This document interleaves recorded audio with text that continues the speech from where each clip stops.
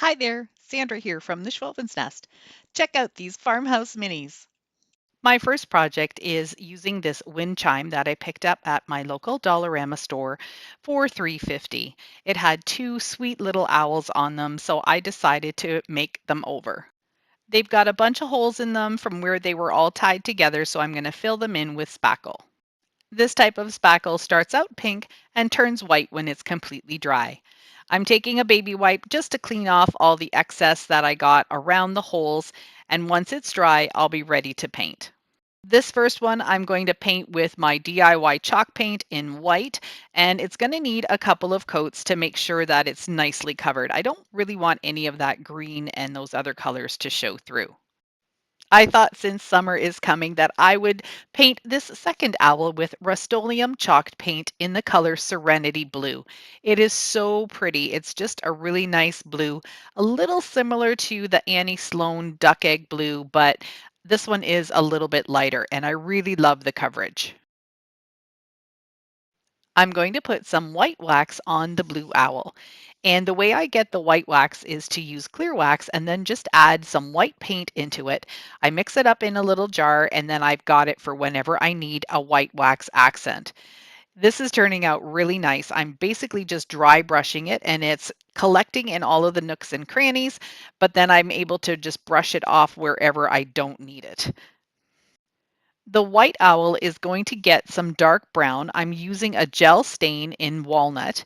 I'm going to do the same thing, brush it on, but this time I'm going to take a baby wipe and wipe it off a little bit, and you're going to see how all of the darkness stays in those nooks and crannies, and you get a lighter effect on the other parts of it. It turns out absolutely gorgeous. I really love this effect.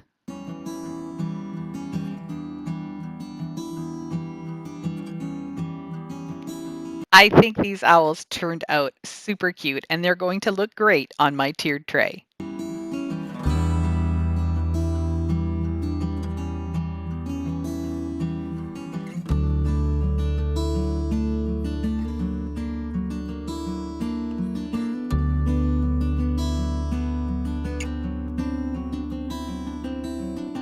This last project is using a soap holder sponge that's stainless steel. I'm just going to take off those little rubber suction cups and I'll take it outside and give it one good coat of flat black spray paint. Using the same cotton rope that I used for the frames, I'm going to start by hot gluing the end piece on the back, and I'm just going to wrap it around the bottom part of this little basket. I'm going to hot glue it every couple of inches and then just keep wrapping it all the way around until I get to the bottom.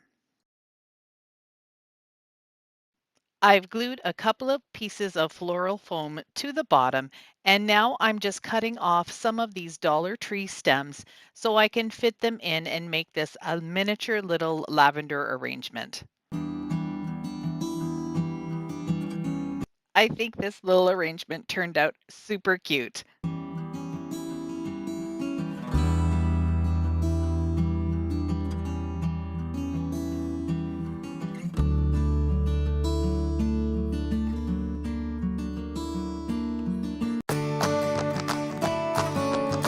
Hi there, welcome to the Schwalben's Nest. My name is Sandra, and I'm so glad you're here. My first project is working with this wood round that I picked up at Michael's for $1.49. You can get these also at the Dollar Tree. My Dollar Tree just didn't seem to have any when I was looking for them. What I did was use some painter's tape to mask off the sections that I wanted to paint. I'm going to do this top portion white, and then I'm going to do the bottom portion black, leaving some of the wood showing in the middle. I'm also painting this Jenga block. Now, this is a true Jenga block. It was a game that I found at the thrift store for $4.99. So if you're ever thrifting, don't forget to go look in the game section to see if you can find some of these blocks. I'm just going to do the sides for now until I figure out where I want to glue it on. The center portion of the wood sign is still raw wood, and I want to use my oil-based paint pens to write the word welcome. But I know that whenever I've done raw wood, the pen bleeds into the grain of the wood and then you get more of a fuzzy outline. So I decided to take some Mod Podge and just give this a really light coat to seal in the wood. My first attempt at writing the words, you can see I have my pens all out, didn't work very well. So what I'm doing here is using some of this mushroom paint that I have. I love this color. And I added a couple more pieces of tape, and I'm just going to add an additional stripe to cover up the lettering, but I still have a little piece of the raw wood showing here. I started out by gluing the Jenga block at the bottom of the wood round, thinking that it would stand up properly, but the wood round was still a little too heavy and this Jenga block wasn't enough of a surface on the table. So I ended up pulling that off and then just gluing the piece of Jenga block to the back instead. I'm using my favorite paint pens, which are the Craft Smart oil-based paint pens. You can find them at Michael's and they're also available on Amazon. And I like to start at the last letter of the word and then work my way backwards. I was kind of hoping that this would be a little off center, so my letters would be more to the right of the sign, but I made them a little too big, but I still think it turned out pretty cute. Now I'm just going over it to thicken them up a little bit, and then I'll also add a little bit of extra embellishment with some thicker lines on the downslope and also some shadowing. For my little shadow lines, I always go down the left side of the letter, and I'm just using a little Sharpie fine point marker to give me those tiny little lines. So I am not the best bow maker. I struggle with trying to work with wider ribbons like this. So I just decided to make 3 little loops just by hot gluing the ribbon on top of each other. I'm going to make 3 different sizes and then I'm going to tie a shoestring bow with the another piece of ribbon just to give it a little bit more oomph. This sign gave me a little bit of trouble, but I'm really happy with how it finally turned out. And I hope you like it too.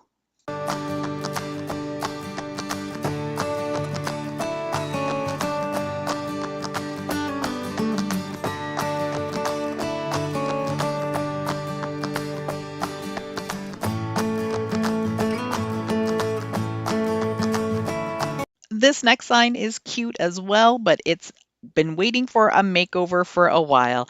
I just poured some 100% acetone on it and I'm going to use a paper towel to remove all of the ink.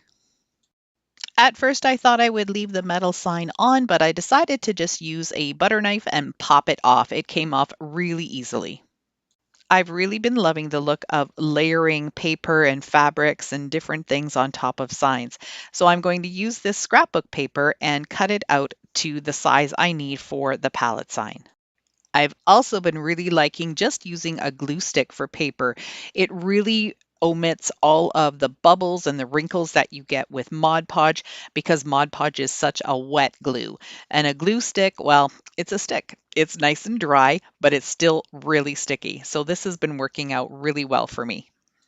Using my craft knife, I've just gone to the back and I'm going to just very gently cut out and trim all the paper that I don't need. I want the paper to look like it's been on this palette sign for a while, so I'm taking some rough grit sandpaper. I think this is an 80 grit, and I'm just going to rub it along the edges and in between the palette pieces, along the corners, just to make it look like it's been around on this palette for a really long time. Now I'm going to paint the galvanized metal with my favorite color, mushroom, which is sort of a gray beige kind of color. And I'm going to give this 2 coats and allow it to dry completely before I move on to the next step. I love printing designs on tissue paper to use in my crafts, so I'm going to cut out this laurel wreath with the bumblebee in the center. Using some Mod Podge, I'm going to attach a very thin layer onto the sign. You don't want to have too much Mod Podge on there because then you'll get more bubbles and more wrinkles. So a little bit on the drier side. Then I like to use my paintbrush to pick up my design and then it helps me to place it right in the center. I work my way out from the center, getting all of the wrinkles and the bubbles out, making sure that my brush has a little bit of Mod Podge on it so I don't tear the paper. I'm going to take a little bit of black and just go around the edges of the sign, just pulling my brush sort of into the center like you see me kind of flicking it, just to get a little bit of some distressing and make it look kind of feathery. I'm going to be applying the hot glue for the sign onto the wood instead of on the metal because hot glue dries super quick on galvanized metal.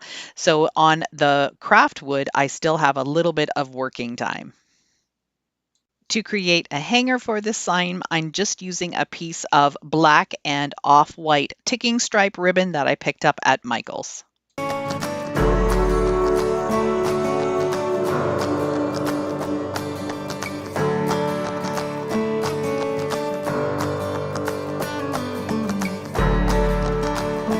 I was really excited to find these cutting boards at my Dollar Tree this year, so I picked a few of them up. I'm just going to give this one coat of my DIY white chalk paint. I added one of my tissue paper designs onto this with Mod Podge, and now I'm just going to go around the edge with the black brush and a little bit of paint, give it some distressing, just kind of rubbing it along the sides and then pulling it in a little bit on the inside. Then I'm also going to go across the white of the board to give it a little bit more distressing and more dimension. I added some twine along the top, just crisscrossing it over and hot gluing it in the back. And then I added a cute little shoestring bow made out of twine on the front. I also glued in a few little sprigs of greenery, and I think this cutting board turned out really cute.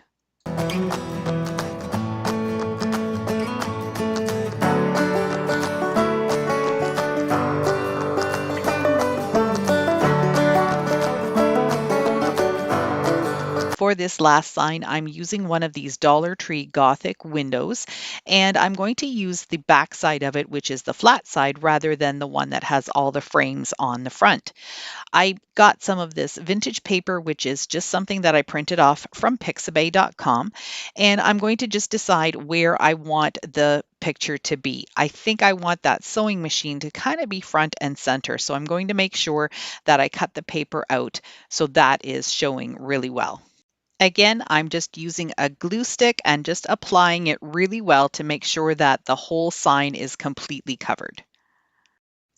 Making sure I have it centered correctly, I'm going to just press it down, and then I'm going to use some of my rough grit sandpaper again, just to sand off the edges that are hanging over, and just again, give it a little bit more of a rustic look.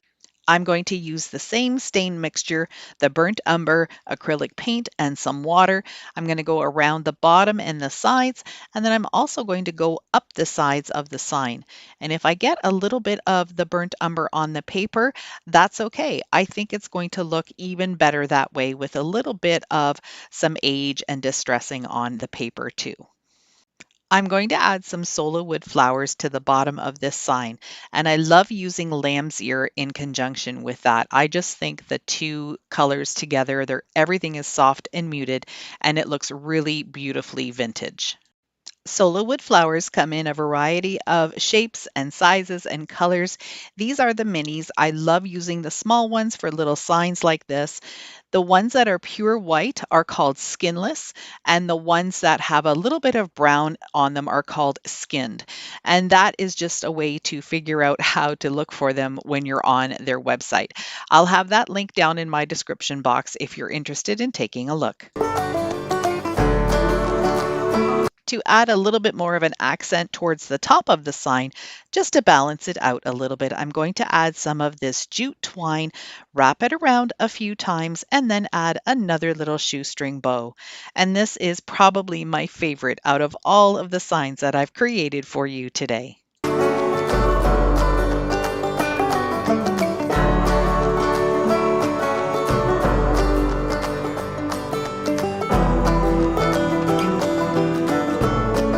If you've clicked on my video, you're looking for some more farmhouse minis for your tiered tray. I'm starting off with this round wooden circle that came from the Dollar Tree Crafters Square. They have, I think, 6 of them in a pack. And I'm also using these coffee stir sticks. I'm just cutting them straight at the bottom and then I'll hot glue them right onto the circle. I'm going to use 8 of them all together. In order for me to get them spaced somewhat the same width apart, I started with north, south, east, and west, and now I'm just going to finish gluing some sticks in between those.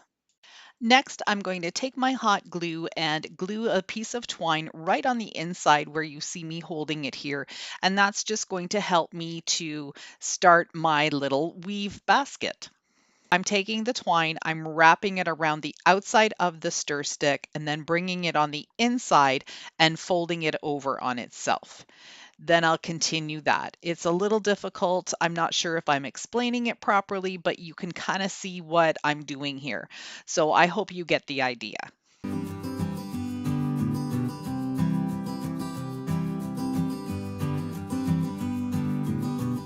Since the basket is going to be for a tiered tray, I didn't want it to be very tall, so I stopped at about a couple inches.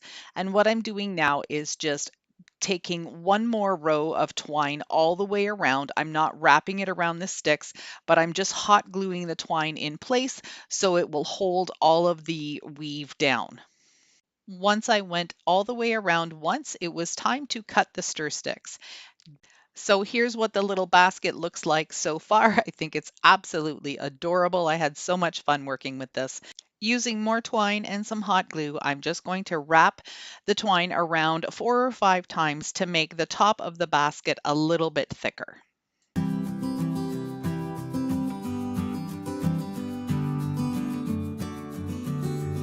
It's time to work on the bottom. I didn't want this wood piece to be showing, even though it would be sitting on it. You would still be able to notice it if you picked it up. So I decided to make it look 100% like a basket. So I'm taking the twine and I'm just going to hot glue it around that wood edge, camouflage that as best I can, and then I'm going to continue using hot glue and winding the twine on the bottom until it's totally covered. With my little basket finished, I think he is super cute. I'm going to take some of this white butcher twine and just give it a couple of stripes, one at the top and then some at the bottom, just to give it a little bit more of a real basket look with different colors.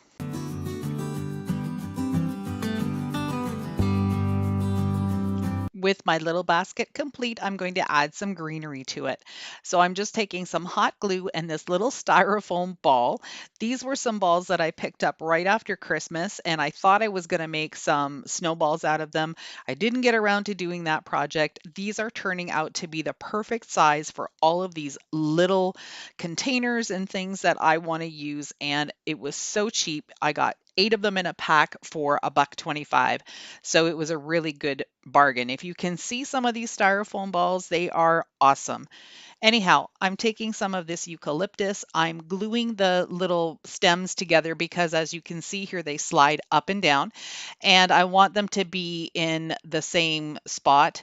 I don't want them to slide around. So I'm going to go ahead and trim some of the wire so I can have 2 stems per branch.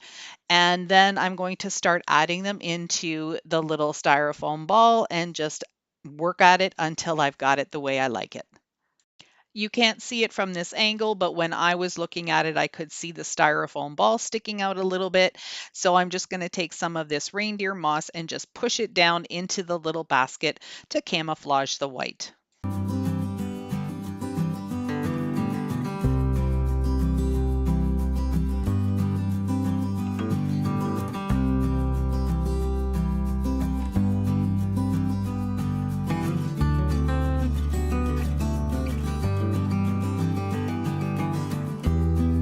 This next DIY turned out super cute. I used my Cricut and a piece of foil glued onto some cardstock to cut out the shape of this pig. I will have the free printable of the pig on my website. Just go down to my description box when you're done watching and click on the free printables link, and you'll find the pig that you can download very easily. What I wanted to do is create a little faux metal pig for my tiered tray. So I'm just going to cut out his little tail there because that was just one part of the design that Cricut didn't cut out. But other than that, you can see it's pretty sweet. Next, I'm taking two bamboo skewers and I'm going to hot glue them onto the back of the pig. And these will be my little standing faux iron pieces. I'm making a little faux metal pig, and this is something that I've wanted to create for a really long time, and I actually would like to do a large one, so you might see that coming up on my channel soon. Using hot glue, I'm just going to glue them on, making sure that they're nice and straight. To make sure that the paper doesn't bend when I paint it, I'm using some of these coffee stir sticks, gluing them onto the back to keep it nice and straight. So here you can see the pig, and the foil is fairly bright. So I'm taking a makeup sponge and a medium gray paint, and this is just an acrylic paint, and I'm just going to sponge across the pig just to dull him down a little wee bit. I do want some of that shine to come through, but not all of it. Next, I'm going to take some black, and even though I will put some through the body, I am focusing more on the edges because I want that to be a more deeper dimensional kind of look.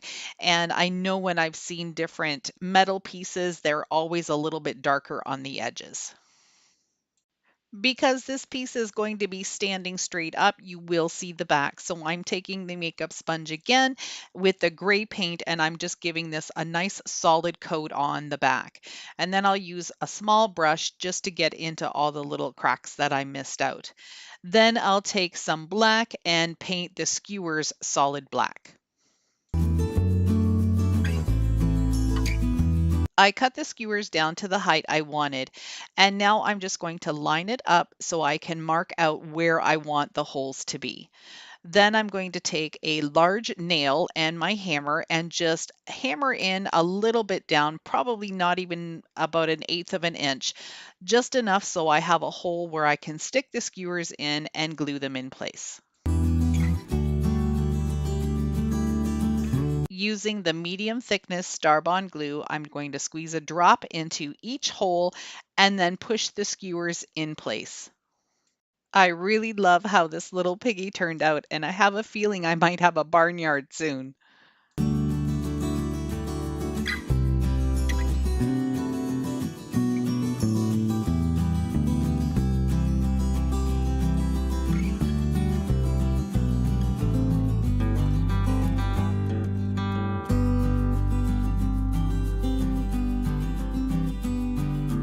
This last DIY is using one of these wood planks that you can get at the Dollar Tree in a pack of 6.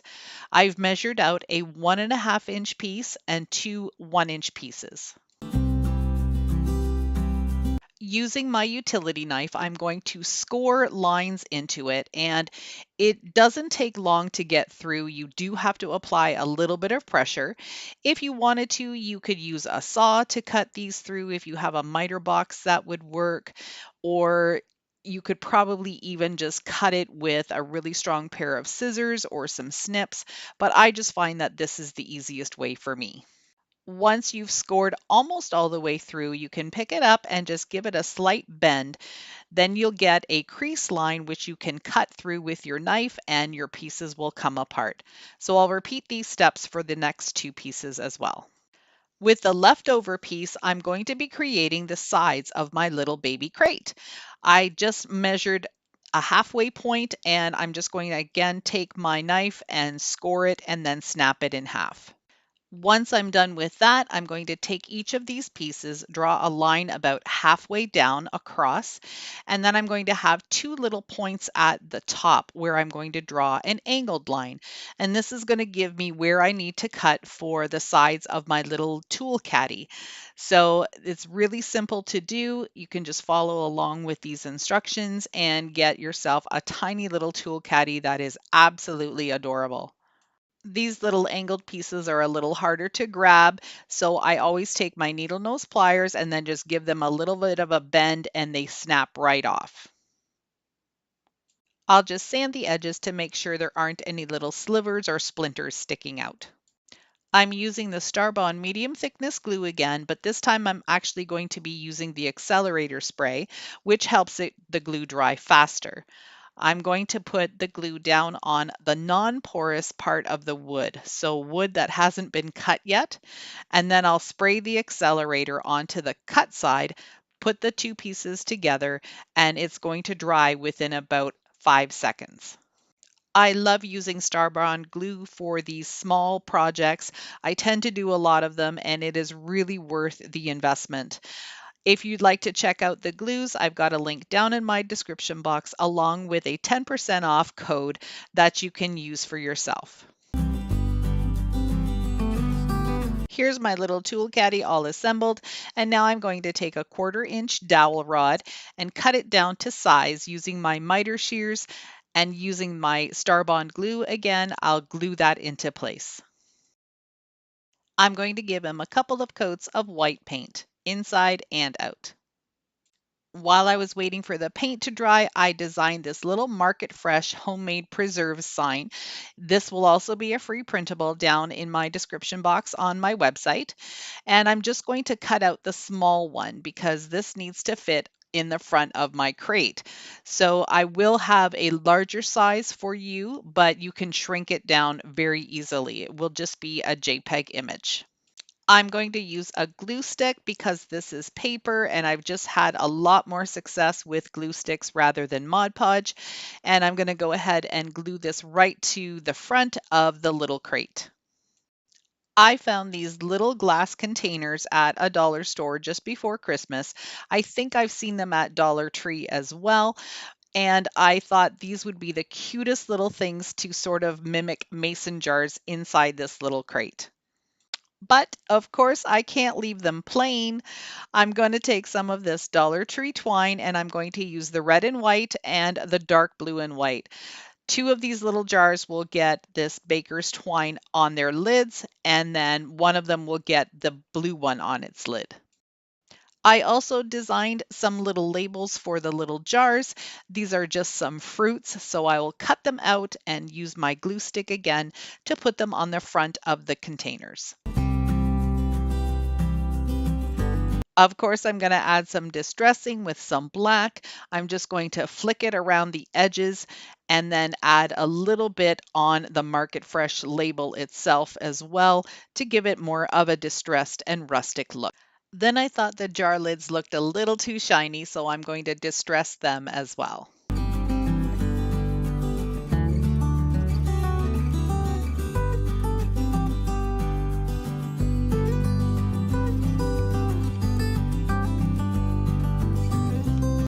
I hope you enjoyed these little farmhouse DIYs, and if you did, I'd love for you to give me a thumbs up. That does get me noticed more on YouTube and helps my channel grow. Thank you so much for watching. Take care, and I'll see you in the next one.